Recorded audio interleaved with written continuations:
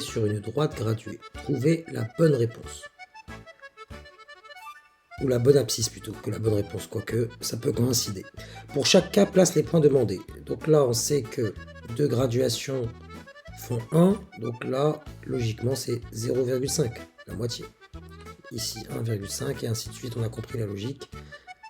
À gauche de 0, si à droite d'une graduation c'est 0,5, à gauche c'est moins 0,5, et on poursuit moins 1, moins 1,5, moins 2, moins 2,5, et moins 3. De même de l'autre côté, ça me donne 2, 2,5 et 3. Plaçons désormais les points. B c'est 2,5. C c'est moins 0,5. A c'est moins 3. Et enfin D c'est moins 1,5. Donc là, le point D, il est là. Poursuivons. Là, on voit que de là à là, il y a 1, 2, 3, 4, 5, 6, 7, 8, 9, 10. C'est comme votre règle. Donc, on est sur une graduation de 0,1, de moins 2, moins 2,1, moins 2,2, moins 2,3, ainsi de suite. Donc, moins 2,6, on va le placer. Moins 2,1, moins 2,2, moins 2,3, moins 2,4, moins 2,5. Et ici, moins 2,6. Ici, je suis à moins 2,6 et je place mon point E. Là, je suis à moins 3,1, donc à gauche de moins 3. Ici, j'ai moins 3,1, abscisse du point F. Poursuivons, moins 1,8. Moins 1,8, donc là, c'est moins 2. Ici, c'est moins 1,9. Et là, moins 1,8, ici. Et je place le point G. Enfin, H c'est moins 4,2, donc c'est à gauche de 2 graduations par rapport à moins 4. Moins 4 étant ici, moins 4,1 là, et enfin ici, moins 4,2. Et je place mon point H. On poursuit. Là, il ne faut pas avoir peur parce que vous avez 10 graduations entre 0 et moins 0,1. Vous rajoutez un petit 0 ici pour y voir un peu plus clair. Vous comprenez la logique. Ici, c'est moins 0,10. Donc, moins 0,12, c'est à gauche de moins 0,10. Donc, moins 0,11 est là et moins 0,12 est ici. Moins 0,12. J'oublie pas mon moins parce que je le décale vers la gauche. Et je place alors mon point K. Moins 0,21, c'est à gauche de moins 0,20 d'une graduation. Ici, donc, j'ai le point L. M, c'est 0,06, c'est positif.